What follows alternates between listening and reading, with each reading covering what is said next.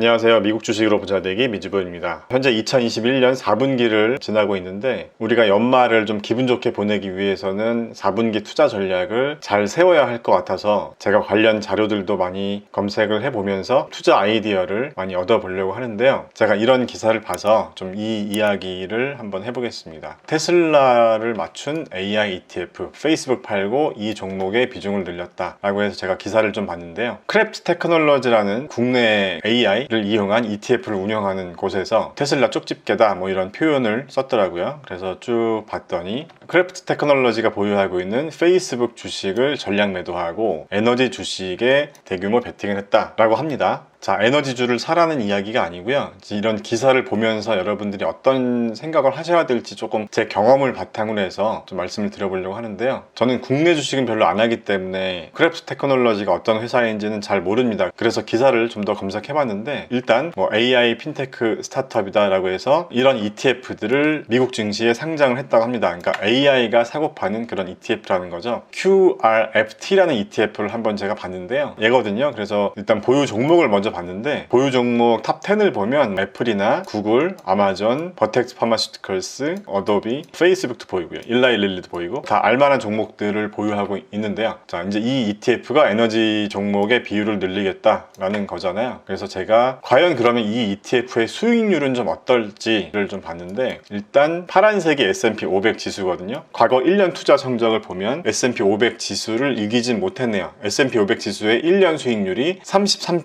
33.55%인데 반해서 크래프트 ETF의 수익률은 30.88입니다. 그래서 우리가 이런 기사들을 신뢰를 하려면 이 ETF의 수익률이 어떤지를 봐야 되는 거잖아요. 그래서 S&P 500 지수를 이겼는지를 한번 확인을 해 본 거고요. 자, 어쨌든 이런 기사를 통해서 에너지주에 관심을 갖고 있다. 이런 내용을 토대로 해서 크래프트 테크놀로지라는 키워드로 조금 더 검색을 해봤는데 이 테슬라 족집게라는 키워드를 좀 마케팅용으로 많이 활용을 하시는 것 같더라고요. 뭐 테슬라 족집게, 이번엔 아마존 급락 피했다, 뭐 이런 기사도 있고 이 부분도 보면 테슬라 주가 맞힌 족집게 AI ETF, 뭐 밈주식 담았다. 테슬라 족집게라는 말을 많이 마케팅용으로 활용하시는 것 같은데, 자, 제가 얘기하고 싶은 건 우리가 어떤 기사를 보면서 우리가 어떻게 투자를 해야 될지 판단을 하고 우리의 기준을 잡아야 되잖아요. 그렇기 때문에 우리가 참고해야 될 좋은 기사나 또는 그렇지 않은 기사를 좀 걸러낼 수 있는 그런 능력도 좀 필요하다고 생각하거든요. 제가 예전에 그런 일이 있었어요. 제가 예전에 사업을 할 때 저희 회사에 투자를 하고 싶다고 한 이 상장사가 있었거든요. 그래서 그 상장사 미팅을 한번 했는데 제가 시간도 기억나요. 미팅한 시간이 한 오후 한 2시 한 30분쯤이었어요. 근데 저랑 미팅을 하는 그 시간에 맞춰서 이 회사에서 보도자료를 냈더라고요. 그 내용이 뭐냐면 제 회사를 인수하는 것을 검토 중이다 라는 기사를 내고 한 2, 3일 연속 그 상장사가 상한가를 치더라고요. 어떤 작전이 좀 개입된 것 같기도 하고요. 제가 화장품 회사를 경영했었잖아요. 그래서 그때 당시에는 화장품 회사가 좀 핫할 때였어요. 중국에서 국내 화장품 브랜드들이 굉장히 잘 나갔을 때였었고 뭐 한류 열풍까지 같이 맞물려서 이 화장품 회사들을 인수하는 그런 떡밥으로 좀 주가를 많이 띄우는 뭐 그런 짓을 많이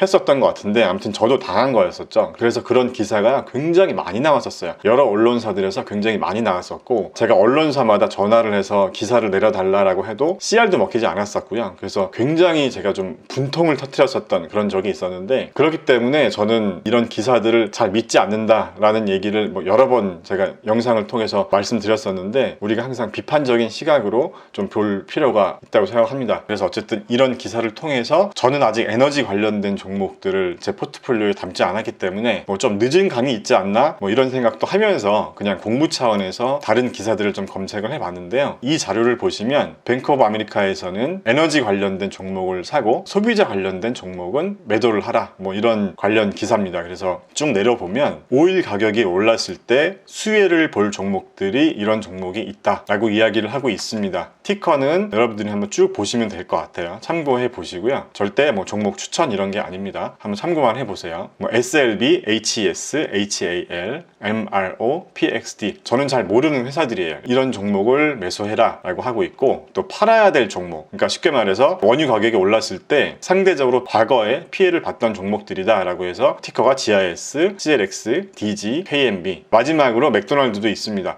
어쨌든 제가 말씀드리고 싶은 건 이런 기사를 보면서 내가 지금 맥도날드 들고 있는데 팔아야 되나? 기사를 한두 개 보시고 막 매수를 하고 매도를 하시고 그러시라는 얘기가 아니라 우리가 판단할 수 있는 어떤 그런 기준점이 있어야 한다는 그런 말씀을 드리고 싶었던 겁니다. 그래서 저는 이제 이런 생각을 좀 해봤어요. 먼저 일단 볼 수 있는 좀 정량적인 수치가 이 WTI, 이 원유 선물 지수를 한번 가져와 봤는데요. 지금 현재 뭐 WTI도 그렇고 뭐 브렌트유도 그렇고 80불을 넘어가고 있는데 이제 90불 이상도 갈 수 있다. 브렌트유 같은 경우도 이런 얘기를 하고 있잖아요. 그래서 에너지주를 담아라 뭐 이런 다른 기사도 있는데요. 어쨌든 과거 데이터 최고점을 찍었을 때와 좀 저점 구간이었을 때를 기준으로 봤을 때 좀 많이 올라와 있는 상황이잖아요. 그래서 과거 한 4, 50년 자료를 봤을 때 지금 현재 상황에서 어느 정도 더 위로 올라갈 수 있을지 아무도 예측할 수 없겠지만 여러 자료들을 보면 원유 가격이 역대 최고치 수준으로 더 올라갈 것이다 라고 얘기를 하고 있기 때문에 우리가 4분기 포트폴리오 전략에서 어느 정도 에너지 관련주를 가져가야 하나 하는 생각을 할 수도 있습니다. 참고로 저 같은 경우는요, 에너지 관련 섹터를 아직 포트폴리오에 담진 않았는데 만약에 제가 포트폴리오에 이쪽 종목을 추가를 한다면 이렇게 개별주를 담는 것보다는 그냥 에너지 섹터에 투자하는 ETF를 일부 보유를 할 것 같습니다. 왜냐하면 저 같은 경우는요, 개별 종목에 투자할 때는 그 종목에 대해서 좀 철저하게 분석을 하고 공부를 하고 개별주에 투자를 하는 편이고요. 그렇지 않은 경우는 이런 기사들만 보면서 이런 개별 종목들을 투자하는 거는 좀 지양하고 있거든요. 그래서 우리가 4분기에 좀 뭔가 원유 가격 상승으로 인해서 주가가 하락하는 걸 방어하는 취지에서 어떤 종목을 좀 더 담아야 하는지 그런 이제 고민을 해본다라고 하면 관련 섹터 ETF를 좀 보시면 어떨까 하는 생각을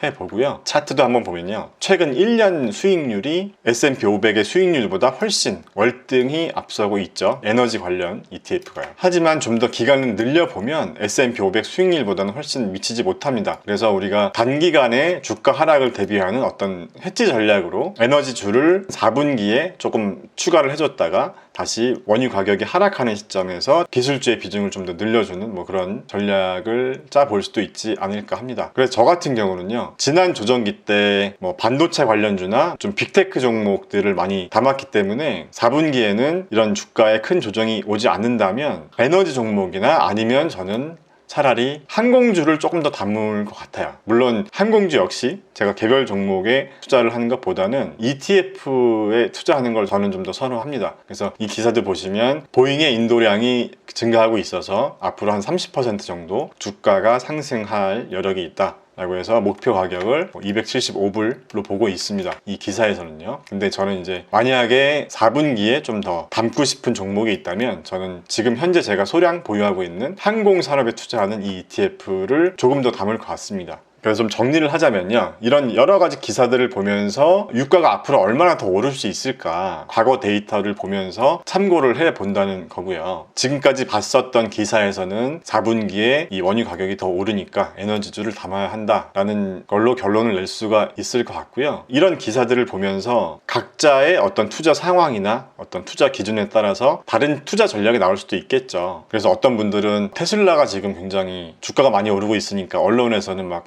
찬슬라다 여러 가지 이제 이야기들이 많이 나오고 있는데 지금 테슬라를 들어가도 되나요? 라는 그런 이제 질문을 하시는 분들도 많이 계시는데 우리가 투자를 하는 상황이 다 다르잖아요. 그리고 투자를 하는 목적이 다 다를 수 있고요. 예를 들면 제가 며칠 전에도 저희 회원 게시판에서 말씀을 드렸었지만 이런 식으로 매달 일정한 자본으로 자산 운용을 하고 있는지 아니면 계속 투자금을 늘려나가면서 매달 일정 금액을 계속 투자하고 있는지 또는 여러분들이 지금 투자하고 있는 주식 자산을 향후에 집을 산다던가 뭐 결혼을 한다던가 다른 목적으로 다른 용도로 써야 될 그런 상황이 있는지 또는 단기간에 주식을 사고 파는 트레이딩을 하는 건지 아니면 장기 투자를 하는 분인지에 따라서 또 전략이 다르게 나올 수도 있고요. 그리고 개별 종목에 투자했다면 투자 기간이나 목표 주가는 정하고 투자를 하는 건지 내가 만약에 주식 투자를 하는 경우에 손실률은 몇 %까지도 감당할 수 있는 그런 멘탈인지 또는 나는 어떤 유형의 투자자인지 공격적 또는 방어적인 것처럼 이런 여러 가지 개인별로 상황이 다 다를 수 있기 때문에 지금과 같은 이런 기사를 봤을 때요, 대응하는 방식이 다 다를 수가 있을 것 같아요. 여러분들도 여러분들의 여러 가지 상황을 고려해서 4분기 투자 전략을 한번 세워보시면 어떨까 하는 생각을 합니다. 제가 여러 번 말씀을 드리지만요, 미주부 채널은 뭐 종목을 추천해주는 그런 개념으로 생각하시는 분들이 또 많이 오시는데, 그런 것보다는 우리가 주식 투자를 하면서 계속 발전해 나가고 시장을 보는 눈을 점점 날카롭게 만드는데 좀 도움을 드리는 그런 채널로 좀 나아가고 싶어요. 그러니까 제가 뭐 이렇습니다 저렇습니다 뭐 이런 정도의 사람도 아니고요. 저는 과거에 사업을 했었던 사람이고, 사업을 하면서 뭐 투자 유치도 많이 받아보고 상장사랑 회사를 인수합병하면서 뭐 그런 과정을 통해서 어떻게 보면 회사의 가치를 어떻게 올릴 수 있을지를 많이 고민을 했었던 사람이기 때문에 주식 관련된 전문가라기보다는 어떤 이 기업의 가치를 높이는데 제가 고민을 또 했었고, 반대로 지금 투자자 입장에서는 어떤 기업의 가치가 앞으로 올라갈 수 있을지 그런 것들을 판단하는데 제 과거의 사업 경험들이 많이 도움이 되는 것 같아요. 그래서 그런 방향성에 맞춰서 미주부 채널 컨텐츠를 만들어 왔었습니다. 최근에 뭐 구독하신 분들이나 최근에 제 채널을 아신 분들이 그런 좀 방향성을 모르시고 또 영상도 좀 대충 보시고 자꾸 이렇게 뭐 이상한 말씀을 하시는 분들이 많은 것 같아서 이런 말씀을 좀 드리고 싶고요. 제 목표는 이런 거예요. 우리 미주부 구독자분들이 주식 투자와 관련된 역량이 좋아질 수 있도록 도움을 드려서 궁극적으로는 모두 함께 전문가가 되자는 겁니다. 그래서 제가 이런 말씀 많이 드렸었잖아요. 전문가 말도 믿지 말고 저 같은 유튜버 말도 믿지 말고 여러분들이 그런 것들을 걸을 수 있는 그런 시각을 가지셔야 되고, 저는 그렇게 되실 수 있도록 도움을 드리는 그런 역할을 하는 걸로 그렇게 생각을 해주셨으면 좋겠습니다.